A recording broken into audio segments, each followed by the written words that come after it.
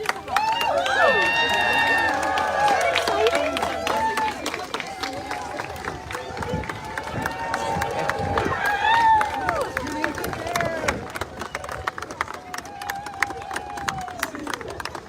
how are you? I'm good, how are you? Good. Hey, how's it going? Hey, good, how are you? Good. Who are you calling? My dad. Oh.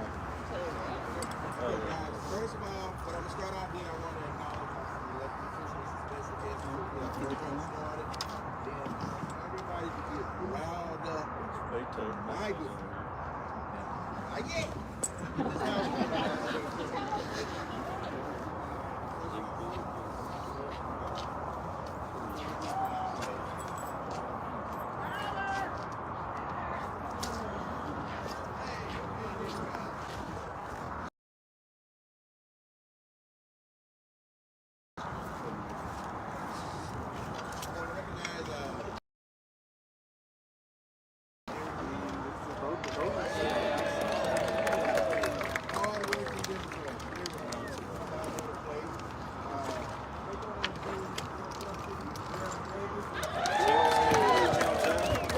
Shelton's here, does that.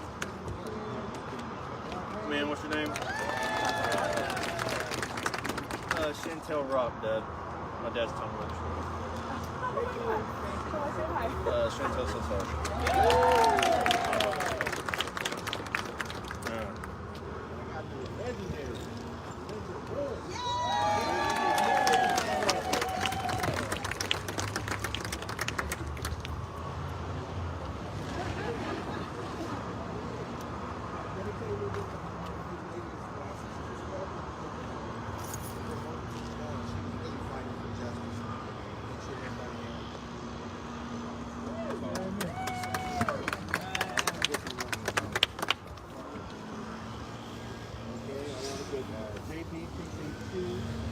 Judge Lee. Do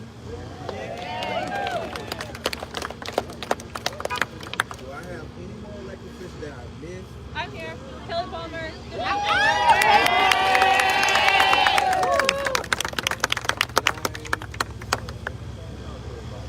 Okay, with that said, guys, I'm here to recognize, like I said, he's been a good friend of mine. I met this man in 2017. I was running for Texas governor, and he was running against Ted Cruz. And I catch up with this guy, he was in all 254 counties. I was like, oh my God, I can't keep up with that energy. The man is phenomenal. Yes, he is. If people often ask me, they say, hey, you know him, is he really the way he seems? And I tell people, yes. I said, this man is, believe it or not, he's a health nut, and this guy can go all day.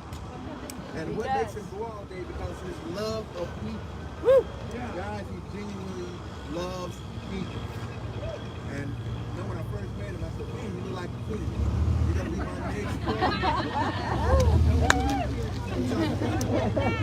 And I said, wow. And I kept saying, hey, you gonna run for president? Come on. I'm trying to get the scoop now for the press here. But he ended up running for president and did an outstanding job. Okay, came close. But like I said, this guy is phenomenal. If we don't make him our next governor and help change Texas, something is wrong. That's right. We need changes in Texas. And if you notice, everybody looked at Texas because Texas is the biggest, baddest thing walking in the United States. Okay? So we need somebody to know how to kick in doors. He is so unapologetic for standing up for people. I like a person like that. Amen. That's the type of people that I believe in supporting.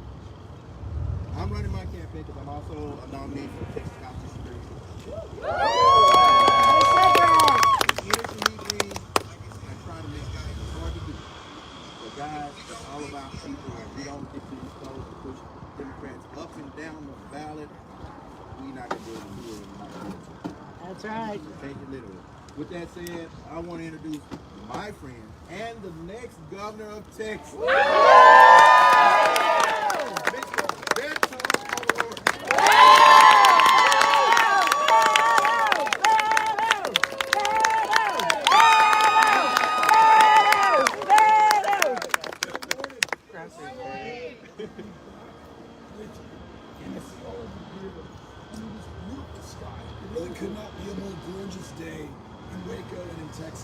that we have here right now. I'm always looking for signs. Of course, this is a very good sign. That it's just the perfect temperature, the perfect weather, perfect group of people who come out. And then literally, as we were coming off of the highway, turning into Community, I saw it sign. Someone bought a billboard that says, bad politicians are elected by good people who don't vote. Let that sit in. Almost 7 million of our fellow Texans did not vote in 2020. It was arguably the most important presidential election of our lifetime. A lot of good people out there who may have been too busy working a job or 2 or 3 jobs instead of $7.25 an hour. They're trying to take care of their kids or their parents or just themselves in a state that's the least insured in the United States of America. Some folks are just not healthy enough or well enough to be able to participate in our politics right now. The number one provider of mental health care services in this beautiful, great state is the county jail system. There's too many bipolar disorder, clinical depression, schizophrenia, who would be eligible for Medicaid if we check the standards and get the insurance that allows them to see a provider. Yeah, that's right.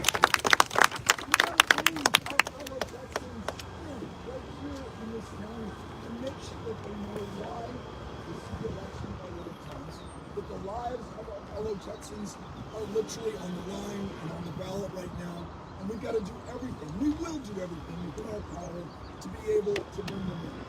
And then I want to say this, because here's a kind of a succinct way to think about it.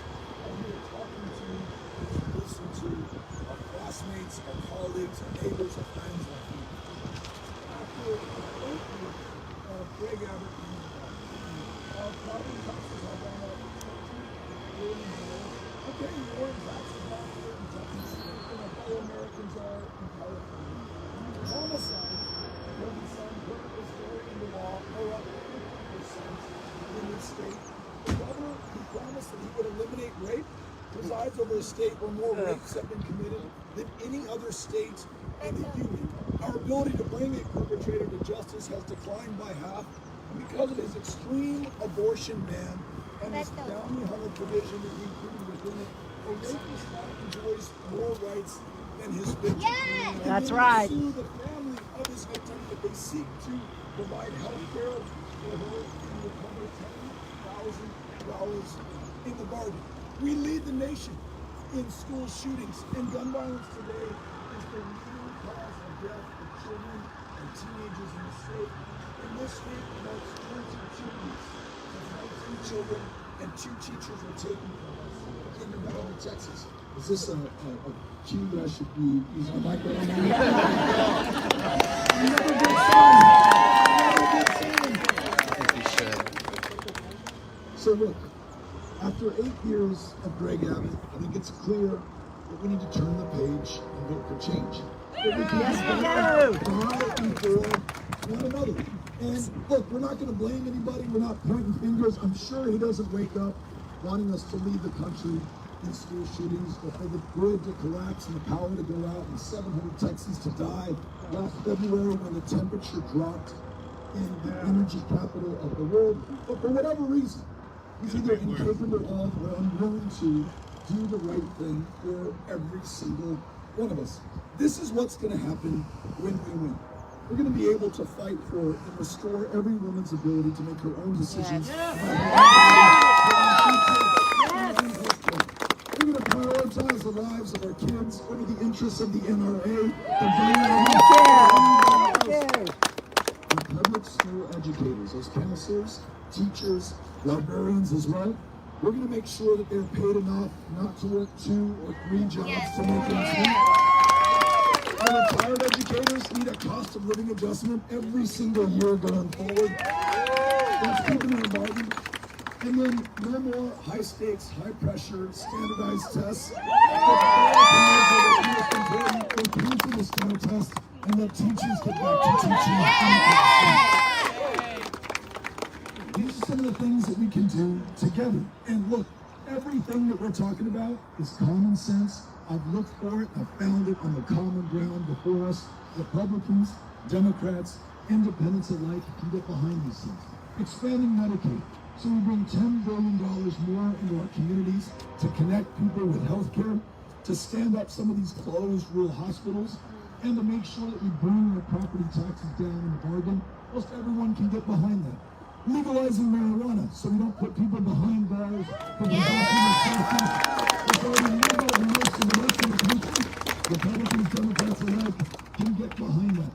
And then this one, just making sure that we are treating one another with the dignity and respect that we are owed, not as Republicans or Democrats, but as Texans, as Americans, as human beings. Right now in this state, we've got a governor who's putting us against one another based on our differences. Doesn't want teachers to teach the full story and history, the truth and the facts of our history in this state. Tries to distract us by going after transgender kids and making us afraid of members of the LGBTQ community. And I promise you, this extreme abortion ban, if he is returned to office for a third term, will be followed up by bans against contraception, against same-sex intimacy, and marriage equality in the state of Texas. We must have the backs of and fight for every single one of us to be treated equally under the law in this state. Now, I'll say what I want to tell you, because I think it may be the most important thing that we can do.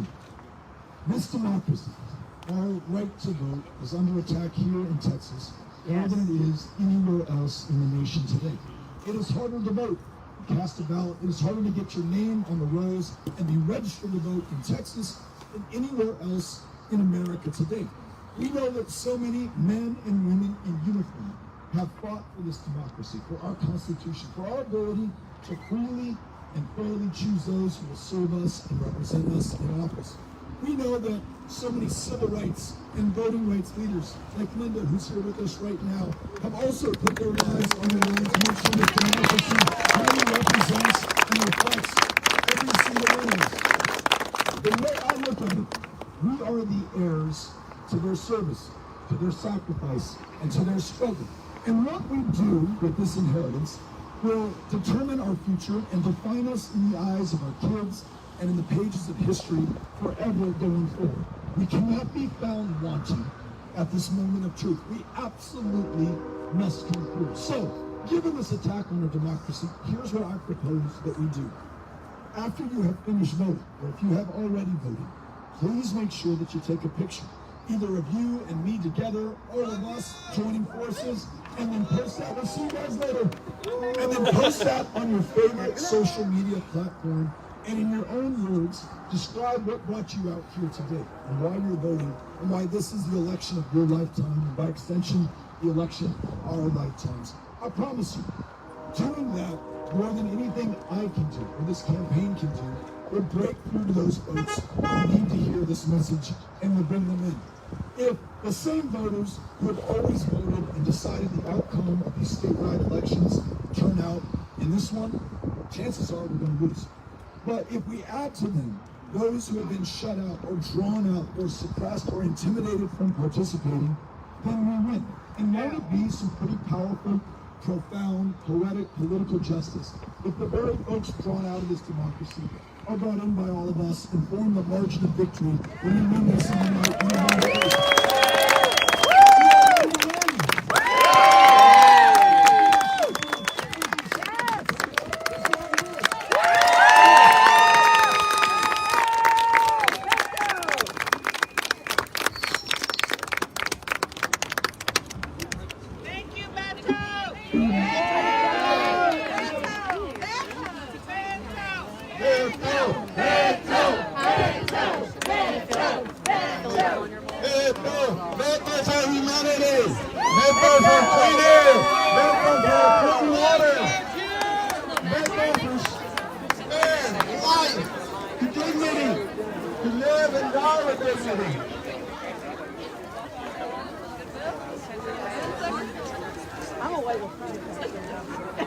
I just wonder how long they're going to stand there because